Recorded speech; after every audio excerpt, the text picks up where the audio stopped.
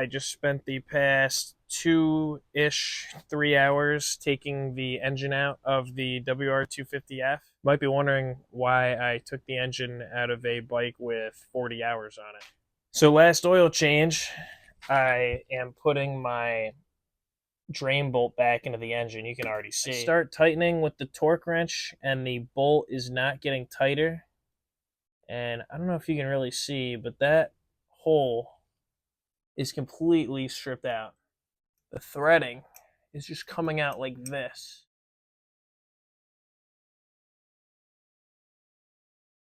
I have a Timesert set and then some Loctite green retaining compound. This is going to be the key to our fix being permanent. And then you're going to see if you're doing the WR250F, YZ250F, I'm sure it's same for the 450Fs too. You're going to want an M10 by 1 1/4 thread pitch. As you can see, threads right into that Timesert. So the first tool that we are going to use in this kit is this drill bit. And as you can see, I am doing this without splitting my cases, and it's just because it's a pain. The engine has 40 hours on it, and I don't want to have to replace all the bearings and gaskets in the engine. So the way we're going to keep the aluminum shavings from entering the crankcase is by taking the drill bit and just putting some grease on it. Just from the principles of how a drill bit works, the flutes are going to drive the chips backwards, but the grease is a good insurance policy to make sure that the chips don't fly forward for some reason. Make sure to be as straight as possible.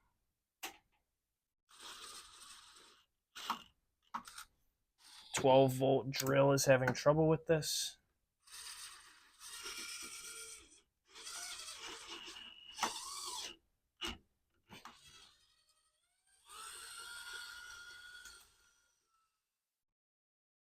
Before I move on to the reaming, I'm just gonna go fishing here and see if there's any aluminum shavings in there that were not caught by the drill.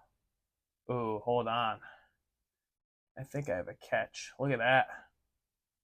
Good thing I did this.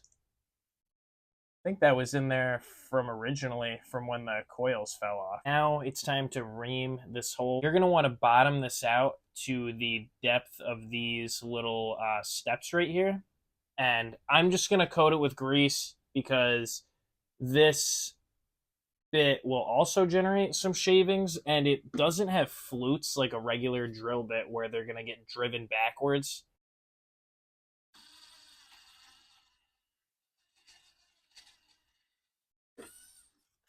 And again, I am going to do some more fishing. I do not see any shavings in there at all. And finally, we are tapping our hole.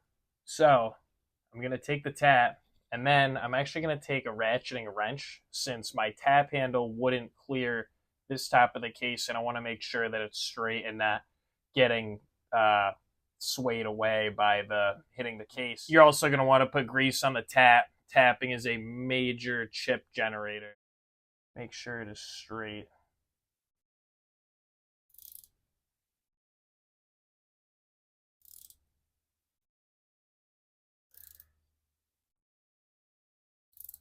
For those of you that don't have a lot of experience tapping, especially aluminum, it's going to generate some chips, and then they're going to get caught in the grooves, and you are going to want to basically go a few cycles in and then withdraw your tap and then wipe it off. With the grease, it's going to be a little bit of a pain. Second time in, make sure it locks up with your previous groove.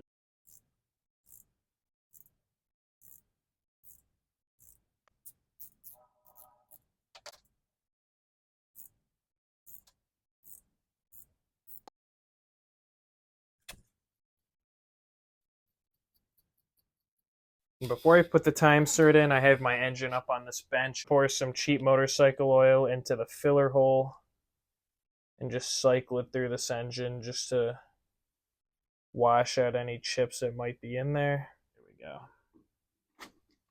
And you can see, got a nice flow there.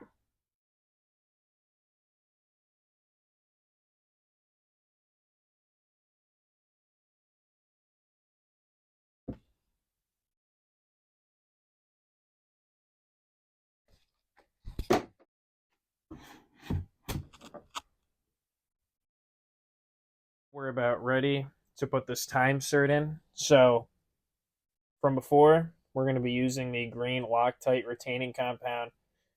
We're going to be using this for two reasons. Number one, it's an oil drain plug. So, it's going to help us seal around the Sert because we don't want any of the oil leaking out of the crevice. This stuff is not going to unadhere unless you have a torch on the metal and the metal is red hot. If you can't find any of this, I understand this is really expensive. Red Loctite is a great substitute. Most people use red Loctite. Green is the way we're going.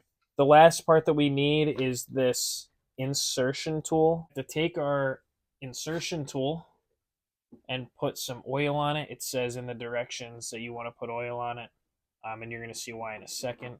We're going to slip our Timesert in, and obviously you're going to want to put the raised face on the inside, just down like that, and make sure you get up against the end too. We're just going to start threading that in. When you're at the end, you're just going to want to start tightening it, and you will feel the Timesert click into place.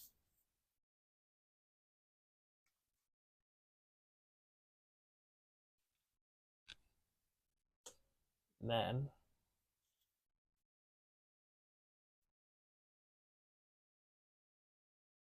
your tool will just come right out.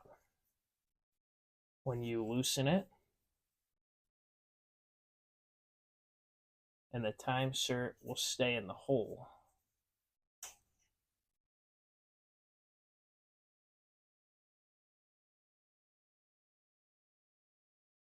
I'm actually going to use the torque spec in the book when I put the drain bolt in, which is 20 Newton meters or 14 foot-pounds. About 20 Newton meters.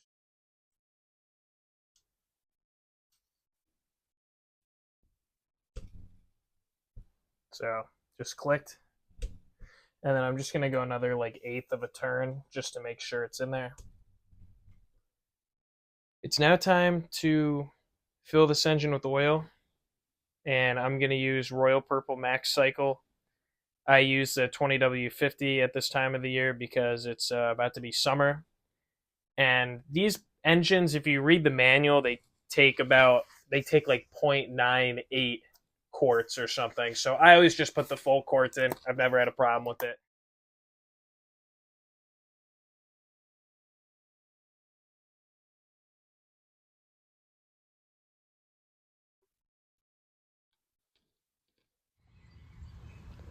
So I just put the engine back in the bike with a new sprocket. So I'm going to start it up for a few minutes and just make sure I don't hear any irregular sounds that would indicate metal shavings in the engine.